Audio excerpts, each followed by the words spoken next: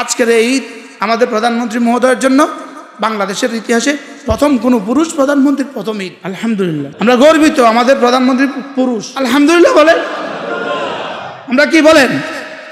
এই জন্য আমি তার জন্য দোয়া করি। আপনারা করেন কিনা জানি না, প্রত্যেকে তার জন্য দোয়া করা উচিত। আল্লাহ তাআলা যেন তার কলিজায় এদেশের ভালোবাসা দিয়ে দেয়, তার কলিজা আল্লাহ তাআলা ভালোবাসা দিয়ে দেয়, তার কলিজা আল্লাহ তাআলার ভয় দিয়ে দেয়, তার কলিজায় মুসলিম উম্মার জন্য, মুসলমানদের জন্য তার হৃদয়ে একটু ভালোবাসা দিয়ে দেয়। দেশটার জন্য যদি তার ভালোবাসা পয়দা হয়, আল্লাহর ভালোবাসা আর আল্লাহর ভয় আর দেশের মানুষের জন্য ভালোবাসা, ইসলাম আর মুসলমানদের জন্য তার কলিজে যদি ভালোবাসা পয়দা হয়, এটা দেশের জন্য অনন্য সম্পদ হবে। বাস্তব না বাস্তব বলেন? আল্লাহ আমাদের সবাইকে তৌফিক দান করেন, আল্লাহ আমাদেরকে কবুল করেন। আল্লাহ আমাদের প্রধানমন্ত্রী মহোদয়, তার পুরো মন্ত্রী পরিষদকে, প্রত্যেককে আল্লাহ তাআলা দুর্নীতির বিরুদ্ধে যুদ্ধ করার তৌফিক দান করেন। দুর্নীতির বিরুদ্ধে যদি উনি যুদ্ধ ঘোষণা করে, দেশ ও মানুষকে ভালোবাসে, ইসলামকে ভালোবাসে, আলেম ওলামাদেরকে শ্রদ্ধা করে, মুসলমানদেরকে শ্রদ্ধা করেন, মসজিদ মাদ্রাসার সাথে সম্পর্ক রাখেন, ইনশাআল্লাহ উনি আছেন, ইনশাআল্লাহ উনি অনেক দিন থাকবেন। বলেন ইনশাআল্লাহ। আর যদি আলেম ওলামাদের সাথে যুদ্ধ ঘোষণা করে, কি না বলেন? না না বলেন না না। আর যদি দুর্নীতির মহাসাগর উন্মোচিত করে, দুর্নীতির মহাসড়ক কি করে উন্মোচিত করে? জি না। এজন্য ইনশাআল্লাহ আপনার পারিবারিক ঐতিহ্যের কারণে আপনাকে আর দুর্নীতি সমর্থন করা যাবে না। আপনি আর দুর্নীতি সমর্থন করতে হবে না, আপনাকে আর কি করতে হবে না বলেন? দুর্নীতিবাজরা আপনার জন্য কিছু না। দুর্নীতিবাজরা আপনারও দুশ্মন, দেশেরও দুশ্মন, রাষ্ট্রেরও দুশ্মন, জনগণেরও দুশ্মন, ইসলামেরও দুশ্মন। দুর্নীতিবাজরা দেশের পক্ষে নয়, দুর্নীতিবাজরা দেশের ভালোবাসা জানে না, বক্তব্য জানে আমরা মাটিও মানুষকে ভালোবাসি। মাঝে মাঝে ইউটিউবে সার্চ দিবা ফারুক আয়াম টিভি, ফারুক, মাঝে মাঝে ফারুক আয়াম টিভি দিবা, একটা একটা আওয়াজ শুনবা। আজকে পবিত্র ঈদ উল ফিত্র, লক্ষ্মীপুর চকবাজার জামে মসজিদে ঈদের নামাজের জন্য সমাগত হাজরাতে মুসল্লিয়ান ইকরাম, আল্লাহ তাআলার ফজল, আল্লাহ তাআলার করম, আল্লাহ তাআলার মেহেরবানি, যিনি আমাদেরকে এক মাস রমজানের সিয়ামের পরে, রমজানের কিয়ামের পরে আজকে পহেলা শাওয়াল ঈদগাহে সমবেত হয়ে রব্বে করিমের মূলত ঈদের এই আয়োজন শুধুই পুরস্কার দেওয়ার জন্য একটা সমাবেশ। যেমন আমাদের দেশে বিভিন্ন কোম্পানি পুরস্কার দেয়, পুরস্কার দিতে গিয়ে পুরস্কারটা একা একই দিয়ে দেয়া ভাল লাগে না, শুধু একজনকে ডেকে ডেকে পুরস্কার দেয়া ভাল লাগে? কেউ কি এমনভাবে পুরস্কার দেয়? হ্যাঁ, কোনো কোম্পানি কোনো পুরস্কার দিবে তা একটা সমাবেশ করে, অসংখ্য মানুষের সামনে ক্রেস্ট তুলে দেয়, ঠিক না? ঠিক ঈদটা হলো এমন। ঈদ দিলেন শুধু আজকে পুরস্কার দেওয়ার জন্য। তাহলে পুরস্কারটা কাকে দিবেন? যিনি পুরস্কার উপযুক্ত তাকে দিবেন। হ্যাঁ, সমাবেশে সবাইকে পুরস্কার দেয় না? 10,000 জমা হয়েছে, সবাইকে পুরস্কার দিবে না? হ্যাঁ, সবাইকে পুরস্কার দেয়। কৃতিত্বের দাবিদারদেরকে পুরস্কার, কৃতি সন্তানদেরকে পুরস্কার, কৃতি ছাত্রদেরকে পুরস্কার, কর্মের পুরস্কার। আর কর্ম ছাড়া যারা পুরস্কার নিতে আসে এরা পুরস্কৃত হয় না তিরস্কৃত হয়? এরা ধিকৃত হয়, এরা তিরস্কৃত হয়। এই জন্য রব ঈদ দিয়েছেন আমাদের সকলকে একত্রিতভাবে জমা করে আমাদেরকে পুরস্কার দেওয়ার জন্য। পুরস্কার কাকে দিবেন? আমাদের ইমাম সাহেব বলেছেন, যারা রমজানে রোজা রেখেছে রোজার হক আদায় করেছে, যারা তারাবির হক আদায় করেছে, জিকির ফিকির দোয়া ইতিকাফের হক আদায় করেছে, রব্বে করিম তাদেরকেই পুরস্কার দিবেন। এই জন্য রব্বে করিম যেন আমাকে, আপনাকে, আমাদের সকলকে আগামী রমাদান পর্যন্ত হায়াত দিয়ে দেন।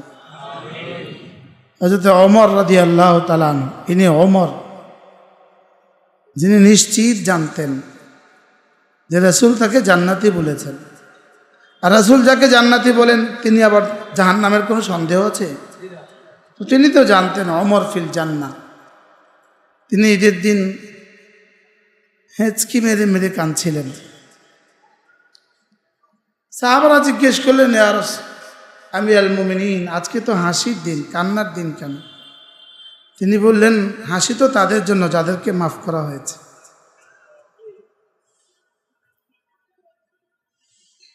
আমাকে মাফ করা হয়েছে কিনা এটা তো আমার জানা নাই। হযরত ওমর ইবনে আব্দুল আজিজ পৃথিবীর ইতিহাসে দুইজন ওমর ছিলেন। হযরত ওমর ইবনে আব্দুল আজিজ রাহিমাহুল্লাহ তাআলা ঈদের আগে তার ছেলেরা বায়না ধরছে, তাদেরকে জামা দিতে হবে, নতুন কাপড় দিতে হবে। ছেলেরা বায়না ধরছে নতুন কাপড় চোপড় দেওয়ার জন্য। তো তিনি বললেন যে আমার কাছে তো কি নাই, এই পরিমাণ পয়সা নাই। ইনি কে? ওমর ইবনে আব্দুল আজিজ, 99 লক্ষ বর্গ মাইলের বাদশাহ। বিবি একটা পরামর্শ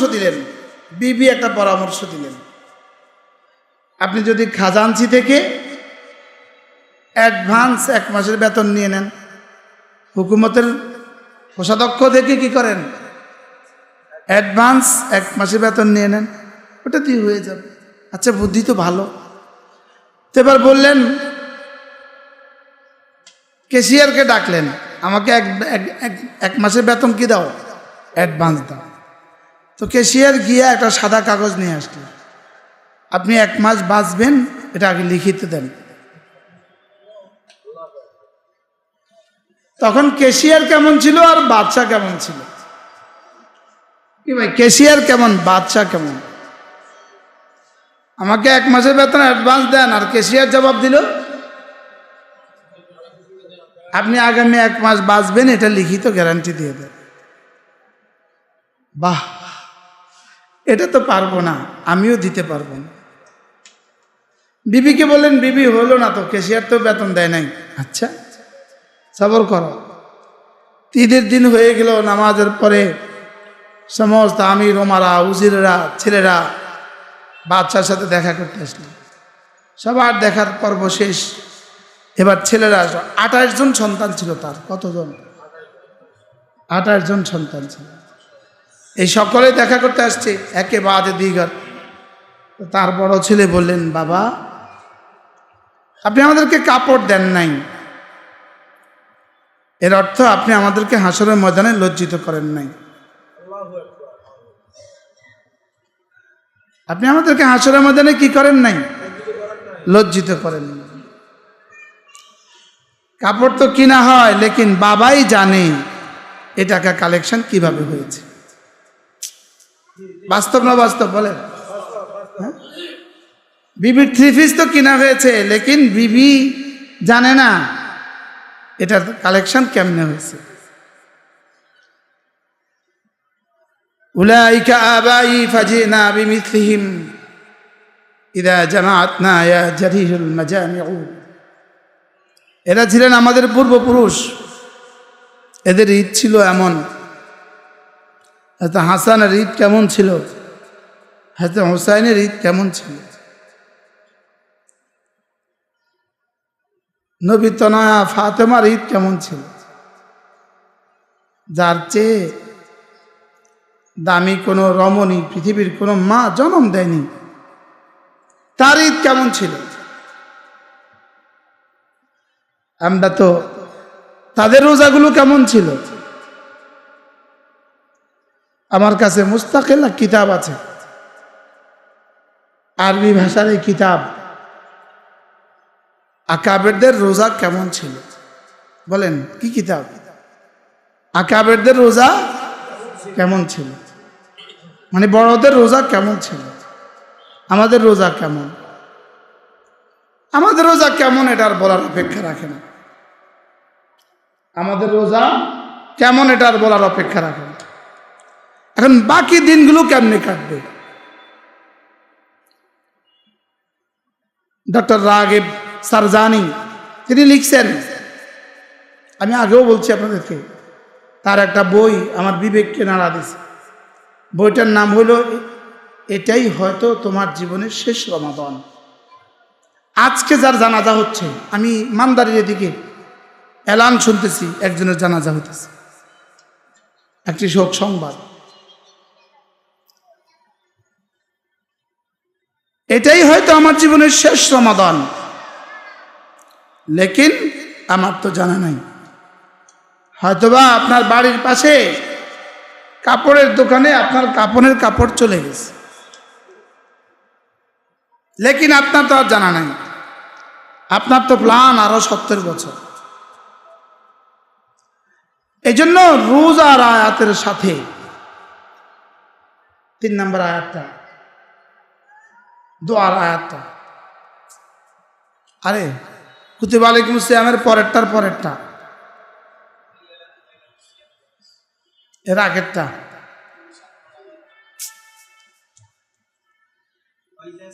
ওয়াইদা সালাকা ইবাদি আন্নি ফাইন্নী করিব। আমার বান্দারা যদি আপনাকে জিজ্ঞেস করে আমার ব্যাপারে যদি আপনাকে জিজ্ঞেস করে, আপনি ওদেরকে সাফ বলে দেন, ছোট্ট ভাষায় বলে দেন, ফাইন্নী করিব, আমি ওদের কাছেই আছি। একটা শব্দ ফাইন্নী করিব, আমি ওদের কাছেই আছি। আমি ওদের কি আছি? ওয়াইদা সালাকা ইবাদি আন্নি, আমার বান্দারা যদি আমার ব্যাপারে আপনাকে জিজ্ঞেস করে, আপনি বলে দেন ফাইন্নী করিব, আমি ওদের কাছেই আছি। ফাইন্নী করিব, আমি ওদের কি আছি? এবার কি বলে? উজিবু দাওয়াতাদ দাঈ ইযা দাআনি, যখনই কেউ আমাকে ডাকে তখনই আমি তার ডাকে সাড়া দিয়ে দিই। বাহ! ও রাতের অন্ধকারে ডাকুক আর দিনের আলোতে ডাকুক, একাকিত্বে ডাকুক আর লোকালয়ে ডাকুক, সফরে ডাকুক আর হাজারে ডাকুক, দাঁড়িয়ে ডাকুক আর বসে ডাকুক আর শুয়ে ডাকুক, যখনই আমাকে ডাকে তখনই আমি সাড়া দিই। এবার রব বলেন, শোনো, আমি যেহেতু তোমার ডাকে সাড়া দেই, তো তোমারও উচিত আমার ডাকে সাড়া দেওয়া। সুবহানাল্লাহ বলে। এটা বক্তব্যটা কেমন?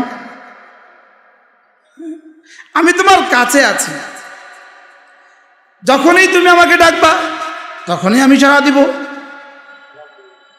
ফালইস্তাজিবু লি, অতএব তোমাকেও উচিত আমার ডাকে সাড়া দেওয়া। বাকি তুমি আমার ডাকে সাড়া দিবা তোমার জীবন ভর, আর আমি তোমার ডাকে সাড়া দিব আমার জীবন ভর।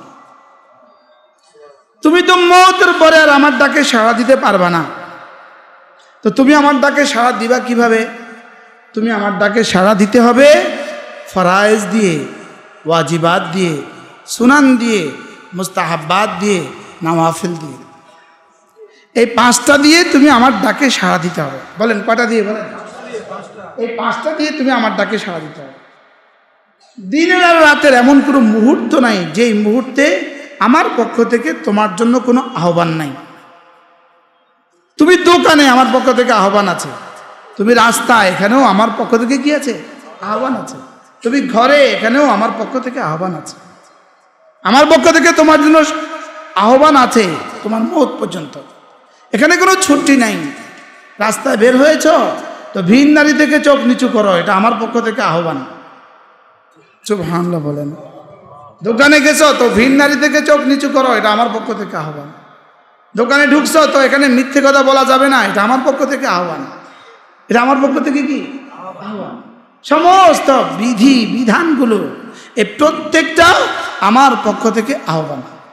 আমার পক্ষ থেকে কি ফালিয়াস্তাজিবু লি। এরপরে বলেন তুমি ওয়ালিউমিনু বি, ঈমানের সাথে আহ্বান ছাড়া দেওয়া, ঈমানের সাথে কি দেওয়া। এবার আল্লাহ তাআলা বলেন লাআল্লাহুম ইয়ারশুদুন, যাও কথা দিলাম আমি তোমাকে হেদায়েত দিয়ে দেব। আমি তোমাকে কি দিয়ে দিব? আমি তোমাকে হেদায়েত দিয়ে দেব। রোজার আয়াতের সাথে তিনটা পুরস্কারের ঘোষণা আসছে। এক নাম্বার লাআল্লাকুম তাত্তাকুন, দুই নাম্বার লাআল্লাকুম তাশকুরুন, তিন নাম্বার লাআল্লাকুম তারশুদুন। সুবহান, লাআল্লাহুম ইয়ারশুদুন। এক নাম্বার তাকওয়ার দৌলত দিয়ে দিব, দুই নাম্বার তোমাকে শুকরগুজার বান্দা বানাবো, আর তিন নাম্বার তোমাকে আমি হেদায়েত দিয়ে দেব। তোমাকে কি দিয়ে দিব? হেদায়েত দিয়ে দিব। আর তুমি কি করবা? তুমি রোজা শেষে কি করবা? বলে তুকমিলুল ইদ্দাতা, তুমি রোজা পুরা করবা। রোজা পুরা করার পরে কি করবা? বলে তুকাব্বিরুল্লাহ, ঈদগাহে এসে 6 তাকবীরের সাথে নামাজ পড়বা। সুবহানাল্লাহ। বলে তুকাব্বিরুল্লাহ থেকে ঈদের নামাজে 6 তাকবীর। বলে তুকাব্বিরুল্লাহ, তোমরা আল্লাহ তাআলার তাকবীর বলবা। এটা এখান থেকে কি ঈদের নামাজের কি তাকবীর গুলো। এবার ওয়ালা আল্লাকুম তাশকুরুন, এখান থেকে হলো আমরা যে তাকবীর পড়ছি এটার মধ্যে ওয়ালিল্লাহিল হামদ, এটা হলো লাআল্লাকুম তাশকুরুন। এজন্য আল্লাহু আকবার, আল্লাহু আকবার, লা ইলাহা ইল্লাল্লাহু, আল্লাহু আকবার, আল্লাহু আকবার, ওয়ালিল্লাহিল হামদ, যে রব্বে করিম প্রশংসা শুধুই তোমার। এই শুকর ওয়ালিল্লাহিল হামদ, শুধু এই শব্দ দ্বারা শুকর যথেষ্ট নয়। শুকর হলো 3 শুকর, 3 ভাবে শুকর আদায় হবে। এই 3টার একটা ছুটে গেলে আর শুকর আদায় হবে না। বলুন তো দেখি কি পরিমাণ শুকর আদায় করা উচিত রব যাদেরকে 30 দিন রোজা রাখার তৌফিক দিয়েছেন।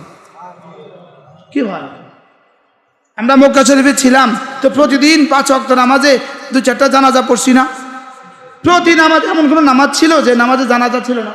এই মানুষগুলো কি রোজার আগে মারা গেছে না রোজার ভিতরে মারা গেছে? হ্যাঁ, তো আমি আর আপনি রোজার ভিতরে মারা যেতে পারতাম না বলে? কিন্তু রব যে আমাকে 30টা রোজা রাখার তৌফিক দিলেন, আমাদেরকে যে আল্লাহ তাআলা যাদেরকে তারাবি পড়ার সৌভাগ্য দিলেন। কি আমি তো তারাবির নামাজ 10 রাকাত পড়ছি, 20 রাকাত পড়তে পারি নাই। আপনারা তো 20 রাকাত পড়ার সৌভাগ্য হয়েছে। হারামে এখন কয় রাকাত পড়ে? হারামে এখন 10 রাকাত পড়ে। তো আমরা 10 রাকাত পড়তে বাধ্য হয়েছি।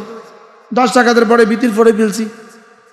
আপনারা তো 20 রাকাত, তা আমি তো এখানে বঞ্চিত হয়েছি। কি আরো কত মানুষ যে বঞ্চিত হয়েছেন আল্লাহই জানে। কত মানুষ যে দোকানের কারণে পড়তে পারেন নাই সেটা আল্লাহই জানে। কি এজন্য যাদেরকে রব্বে করিম রোজার সুযোগ দিলেন, কিয়ামের সুযোগ দিলেন, এরপরে যারা এই গতকালকে আমার মাদ্রাসার পাশে এক মাদ্রাসার মুহতামিম, উনি গত রমজানে পড়ছে 30 খতম। এই রমজান আমি বলছি না এত খতম পড়া যাবে না, তো এই কালকে বললেন যুজু এই রমজান আপনি মানা করছেন, এই জন্য আমি পড়ছি 10 খতম। কি এদেরও জীবন আপনাদেরও জীবন। কি পুরো রমজানের টাকা যা কামাইছেন মালিকদেরকে সব দিয়া এখন খুব বেশি আছে জমা। আপনারা দিলেন মালিকদের বদলা অথবা ব্যাংকের কামলা। মনে হয় বুঝেন না কথা। কি আপনারা কি বলেন? মালিকদের কি? আরে ওই ইসলামপুরের আর কি বঙ্গবাজারের মালিকদের কি কামলা অথবা ব্যাংকের বদলা। রাগ করছেন মানে আমাদেরকে কইল কি রে? এর বাইরে আর কি? রাত দিন 24 ঘন্টা একাকার করে মাল কামাইছেন, আর দিনের বেলা 10টার সময় উঠে ব্যাংকে জমা দিয়েছেন। আর তারেক সাহেব মসজিদে পড়ে আছে আর রাত দিন 24 ঘন্টা তেলাওয়াত করছে, আর সব আর শাহজিমের অ্যাকাউন্টে জমা হয়ে গেছে। আমরা একবারও ব্যাংকে যায় টাকা জমা দেওয়া লাগে না, আর আপনারা ব্যাংকের লোন জমা দিচ্ছেন অথবা মহাজনের নামে ব্যাংকের। হ্যাঁ ব্যাস, এর বাইরে আর কি? তো আমাদের এক দোস্ত ছিল, সে বড় ব্যবসায়ী, ওই যে চালের বড় ইয়ে আছে না, চাতাল, ভৈরব, আশুগঞ্জ। তো সে তার বাবাকে, সে আমার এখানে স্থায়ী মজলিসে আসা যাওয়া করতো, সে তার বাবাকে একদিন বলতেছে, বাবা আমরা তো ব্যাংকের কামলা, এত কষ্ট করে রাত দিন একাকার করে মেহনত করি, মাস শেষে টাকা সব এই ব্যাংকে এত, এই ব্যাংকে এত, এই ব্যাংকে এত সব দিয়ে আসি, এর বাইরে আমাদের জিন্দগি তার কি আছে? বাবা একটা কাজ করো না, কিছু টাকা জুগে বেচে সব ব্যাংক থেকে বের হয়ে আসো। বাবার কাছে ওই ছেলের কামলা কথাটা ভাল লাগছে, বাবা সব জায়গা বেচা সব পরিশোধ করছে, সব পরিশোধ করলে ক্লিয়ার হয়েছে। ছেলে বাবাকে বললো, আব্বা ব্যস্ততা তো আল্লাহ কমাই দিছে, এবার হুজুরের হাতে বায়াত হন। তা আমার হাতে বাবাকে আর মাকে দুজনকে বায়াত করাই দিছে। সর্বোচ্চ 3 মাসের মাথায় বাবাটা ইন্তেকাল হয়ে গেছে। আল্লাহ পাক তাকে কিভাবে সাফ করে নিছে। এই জন্য আমি বলি জীবনে 3টা দোয়া করেন, আল্লাহ শিরিক আর কুফর থেকে বাঁচান, বলেন আল্লাহ ঋণ নেওয়া থেকে বাঁচান আর গুনাহ থেকে বাঁচান। কি বলছি বলেন? শিরিক আর কুফর থেকে বাঁচান 2 নাম্বার, ঋণ নেওয়া থেকে বাঁচান 3 নাম্বার। কালকে আল্লাহ আমার দিয়ে এক দোয়া করাইছে, হঠাৎ করে আমার এক দোয়া আছে, আল্লাহ জীবনে এইরকম কোনো প্রয়োজন দিও না যেই প্রয়োজনে আমাকে ঋণ করতে হয়। এটা নতুন দোয়া সংযোজন হয়েছে। আগে না কইতাম আল্লাহ ঋণ পরিশোধ করার তৌফিক দাও, তো ঋণ লইতাম কা, পরিশোধ করার দোয়া করতাম কা, বুঝাইতে পারলাম না। তো সবাই কিন্তু একটু বড় দোয়া করবেন, আল্লাহ ঋণ পরিশোধ করার তৌফিক দাও, কইবেন না বলে আল্লাহ ঋণ পরিশোধ করার তৌফিক দাও না কইয়া আগেরটা করেন না, রাস্তায় বন্ধ করেন না। আল্লাহ আমাকে এরকম করে প্রয়োজন চাপিয়ে দিও না যেই প্রয়োজন আমি ঋণ করতে কি হই। ঋণ প্রয়োজনের চাপেও ঋণ করে না, ঋণ করে হাসতে হাসতে। দোকানে 10 লাখ টাকার মাল আছে, রে আরো 10 লাখ টাকা হইলে মাল ভালো হইতো। এবার বুদ্ধি করছে ওই ব্যাংকে গেলে দিব। বাস্তব না বাস্তব? তো ব্যাংকওয়ালারা অডিট করছে, দেখে যে দোকানে মালটাল আছে, ঠিক আছে অসুবিধা নেই, ঠিক আছে আপনি আমাদের থেকে 10 লাখ নেন, খাচ্ছে জীবন লাগাই দিছে। আছে না নাই? 1 জন 2 জন না 90 জন। এখানে সে ঋণ করছে কোন চাপে? এখান থেকে ব্যাংক থেকে লোন নিছে কোন চাপে? হাসতে হাসতে সে আল্লাহর সাথে যুদ্ধ ঘোষণা করছে। না এবার আর নাউজুবিল্লাহ কয় না, হাসতে হাসতে আল্লাহর সাথে যুদ্ধ করছে, হাসতে হাসতে। ফালইয়াদাম বিহারবিন মিনাল্লাহি ওয়া রাসূলিহি, আল্লাহ তাআলা বলেন সুদ মানে আল্লাহ রাসূলের সাথে যুদ্ধ। বলেন বলেন, শুধু যুদ্ধ নয়, এলান করে যুদ্ধ, যুদ্ধের ঘোষণা দেওয়া। আল্লাহর সাথে সে ঘোষণা দিয়ে যুদ্ধে নামলো। কি বলছি বলেন? আল্লাহর সাথে ঘোষণা দিয়ে কি নামলো? আল্লাহর সাথে কি যুদ্ধ করা যায়? হ্যাঁ, আল্লাহর সাথে যুদ্ধ করা যায়। আমাদের মতো দুর্বল দেশগুলো আমেরিকার সাথে যুদ্ধ করতে পারে, আমেরিকার সাথে যুদ্ধ করতে পারে। আমরা আমেরিকার সাথে যুদ্ধ করতে পারি না, আমি আল্লাহর সাথে কেন যুদ্ধ করব? একটা রাষ্ট্র পারে না আমেরিকার সাথে যুদ্ধ করতে, সারা পৃথিবী মিল্লা পারে না আমেরিকার সাথে যুদ্ধ করতে, আমি আর আপনি বুঝে আল্লাহর সাথে যুদ্ধ করতে পারবো? বুঝাতে পারলাম না তো। এবার বলেন সুদ মানে কি? আল্লাহর সাথে যুদ্ধ। মুখস্থ 3 বার বলেন সুদ মানে কি, আবার বলেন সুদ মানে কি, আবার বলেন সুদ মানে কি। এবার আপনি কাগজে কলমে লিখেন আল্লাহর সাথে যুদ্ধ করে আপনি কবে বিজয়ী হবেন। এই জন্য সুদ থেকে বের হয়ে আসেন, সুদ থেকে বের হয়ে আসেন, ঘুষ থেকে বের হয়ে আসেন, দুর্নীতি থেকে বের হয়ে আসেন। হ্যাঁ কেন না কেন, কি থেকে বের হয়ে আসেন বলেন? সুদ থেকে। আমাদের প্রধানমন্ত্রী মহোদয় জনাব তারেক রহমান এক সুন্দর বক্তব্য দিয়েছেন। তিনি বলেছেন প্রয়োজনে না খেয়ে থাকবো, লেকিন দেশকে আর ঋণের বোঝা চাপাতে দিব না। এক্সেলেন্ট কথা বলেছেন। আমরা দেশের উপরে, আপনি কি মনে, যদি 18 কোটি মানুষের উপরে দেশের ঋণ ভাগ করে দেওয়া হয়, প্রত্যেকের ভাগে 18 কোটি করে পড়বে। কি বলছি? ঋণ কি ওরা এমনি দেয় না সুদ সহ দেয়? বিদেশিরা আমাদেরকে ঋণ দিচ্ছে কি এমনি না সুদ সহ? এই সুদের বোঝা আর কতদিন টানবেন? আর সুদের উপরে টাকাগুলো এনে প্রজেক্টের নামে নেতা কর্মীদেরকে ভাষায় দিচ্ছেন। বুঝেন নাই কথা। আর ঋণের বোঝা জাতির উপরে চাপাইছে, বোঝা চাপছে আমার উপরে, আপনার উপরে, সকলের উপরে। আর প্রজেক্টের নামে নেতাকর্মীদের কি নেতাকর্মীদেরকে লাল করে দিচ্ছেন। এই জন্য আমাদের প্রধানমন্ত্রী মহোদয় শক্ত ভাষায় বলেছেন। তিনি আরো বক্তব্য চমৎকার দিয়েছেন। তিনি বলেছেন তোমাদের কারণে, নেতাদেরকে বলছেন, তোমাদের কারণে 16 বছর আমি নির্বাচিত ছিলাম, আমি এবার আর কোনো দুর্নীতি সহ্যই করবো না, শক্ত করে বলে দিয়েছে। সুবহানাল্লাহ বলে। এই জন্য দুর্নীতির বিরুদ্ধে কি যুদ্ধ ঘোষণা করতে হবে দেশকে। দুর্নীতির বিরুদ্ধে কি ঘোষণা করতে হবে বলেন?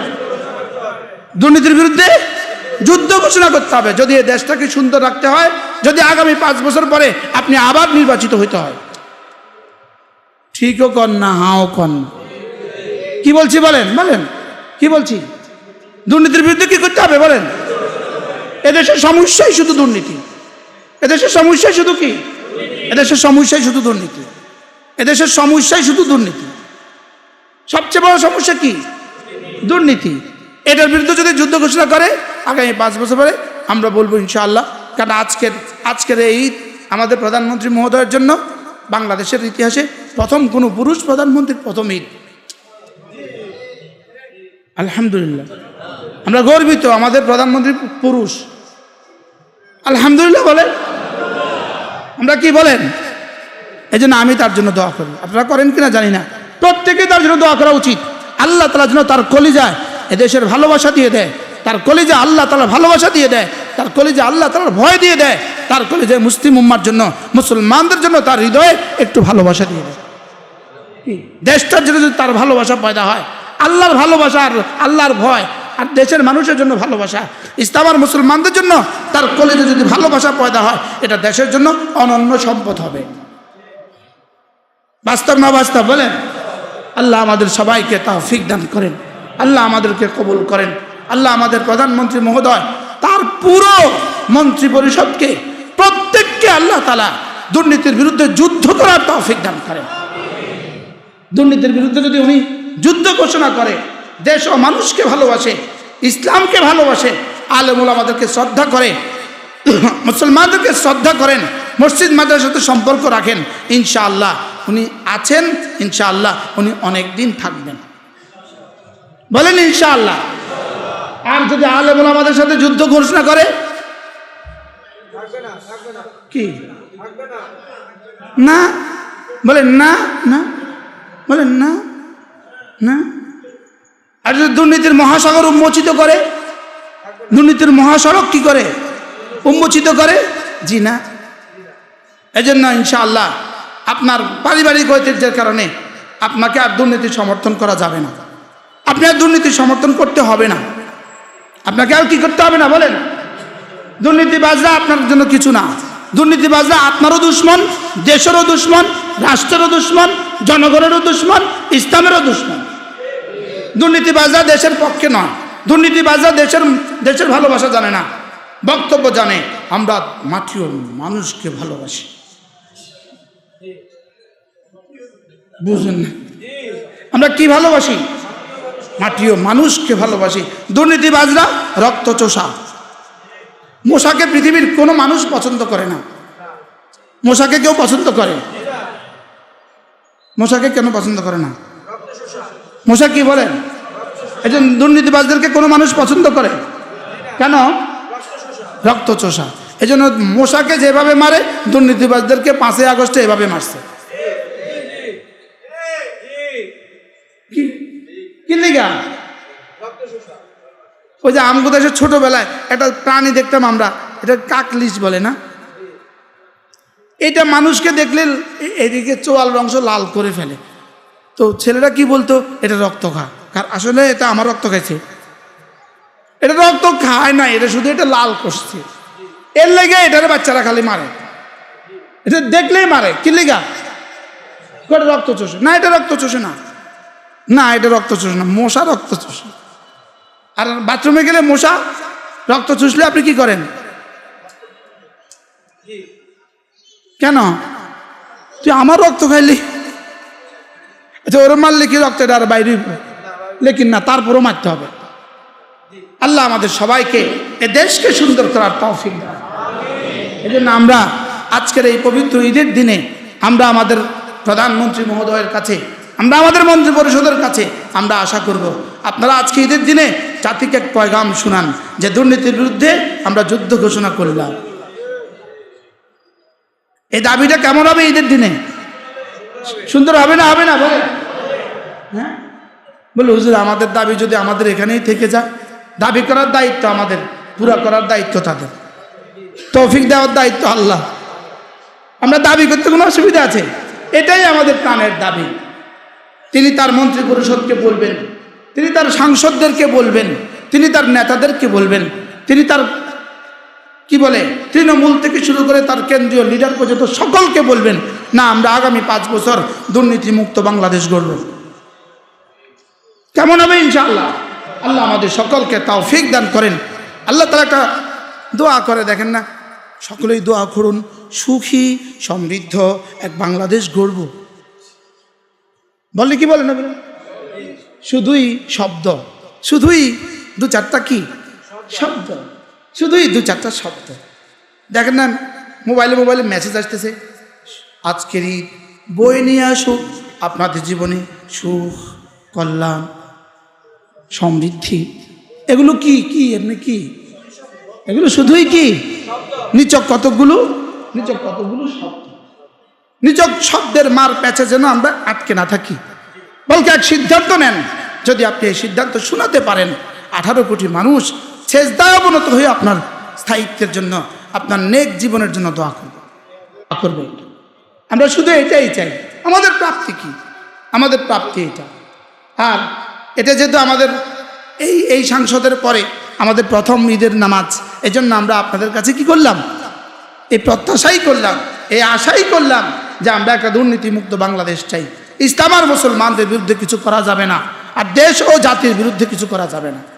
দেশ ও জাতির বিরুদ্ধে যত আন্তর্জাতিক ষড়যন্ত্র আছে, সমস্ত ষড়যন্ত্রের মোকাবেলায় আপনি দেশ ও জাতির পক্ষেই থাকবেন, এটাই আমাদের প্রত্যাশা। এটাই আমাদের কি প্রত্যাশা? আপনার কাছে আমাদের প্রত্যাশাই এটা। আপনি দেশ ও জাতির বিপক্ষে যত শত্রু আছে, এদের বিপক্ষে আপনি দেশ ও জাতির পক্ষে থাকবেন। দেশ ও জাতির পক্ষে থাকলে ইনশাআল্লাহ আপনাকে কেউ টলাতে পারবে না। আর যদি বেঈমানদের পক্ষে আপনি চলে যান, দেশ ও জাতির শত্রুদের পক্ষে আপনি চলে যান, এটা বেশি দিন টিকে না। এটা বেশি দিন কি টিকে না। আল্লাহ তাআলা মেহেরবানি করে আমাদেরকে সুখী সমৃদ্ধ এক দেশ দান করেন। আবার সেই শব্দ, আবার সেই কি, আবার এই শব্দ। আমাদের প্রধানমন্ত্রী মহোদয় এক সিদ্ধান্ত নিয়েছেন, সমস্ত সরকারি বেসরকারি অফিসে নামাজের জন্য আধা ঘন্টা সময় বিরতি দিয়েছেন। আলহামদুলিল্লাহ বলেন। কেমন হলো বিষয়টা? কেমন হলো? আমরা এবার সামনে আবেদন করব, শুধু বিরতি নয়, বাধ্যতামূলক করবেন ইনশাআল্লাহ। ওটা নামাজ পড়ার জন্য এখন সুযোগ করে দিলেন, ইনশাআল্লাহ এরপরেই বাধ্যতামূলক হবে ইনশাআল্লাহ। বলেন ইনশাআল্লাহ। এটা অনেক বড়, বাংলাদেশের জন্য অনেক বড় অপরচুনিটি, অনেক বড় সুযোগ। মাশাআল্লাহ, বাংলাদেশের জন্য অনেক বড় সুযোগ। আল্লাহ তাআলা যেন আমাদের সকল দফতরে, সরকারি বেসরকারি সমস্ত স্তরে, সমস্ত পর্যায়ে, প্রতিটা দফতরের প্রতিটা মানুষকে আল্লাহ তাআলা নামাজের সময় বের করে নামাজ পড়ার তৌফিক দান করেন। সকলেই নিয়ত করেন আজকের এই ঈদের দিনে, আজ থেকে ইনশাআল্লাহ জীবনের শেষ নামাজটাও জামাতের সাথে পড়ব। বলেন ইনশাআল্লাহ, বলেন ইনশাআল্লাহ। দোয়াও করতে ভুলবেন না, আল্লাহ জীবনের শেষ ফজরের নামাজ আমাকে জামাতের সাথে পড়ার তৌফিক দান করেন। আপনি আর আমি তো বুঝি নাই শেষ ফজরের নামাজ জামাতের সাথে পড়ার দোয়া করা অর্থটা কি। শেষ ফজরের নামাজের সাথে জামাতের সাথে পড়ার দোয়া করার অর্থই হলো এমন যে আল্লাহ আমাকে সুস্থ এক জীবন দান করেন, আমাকে নিরাপদ এক জীবন দান করেন। আপনি যদি হাসপাতালে থাকেন জামাতে নামাজ পড়বেন কেমনে? আপনি যদি আইসিইউতে থাকেন জামাতে নামাজ পড়বেন কেমনে? আপনি যদি জেলখানায় থাকেন জামাতে নামাজ পড়বেন কেমনে? আপনি ইয়াহুদীদের কোনো সময় দেশে থাকেন, আপনি জামাতে নামাজ পড়বেন কেমনে? তাইলে বোঝা গেছে আমার জীবনের শেষ নামাজ জামাতের সাথে পড়ার তৌফিক চাওয়া মানে রব্বে কারীমের কাছে দুনিয়ার সমস্ত ভালাই চাওয়া, দুনিয়ার সমস্ত কি চাওয়া, সমস্ত কল্যাণে চাওয়া। এজন্য আল্লাহ তাআলা যেন আমাদের সকলকে জামাতের সাথে নামাজ পড়ার তৌফিক দান করেন। আল্লাহ আমাদেরকে কবুল করেন ইনশাআল্লাহ। 8:30 আমাদের জামাতের কথা ছিল, 8:30 বেজে গেছে, আমরা নামাজের জন্য প্রস্তুতি নেই।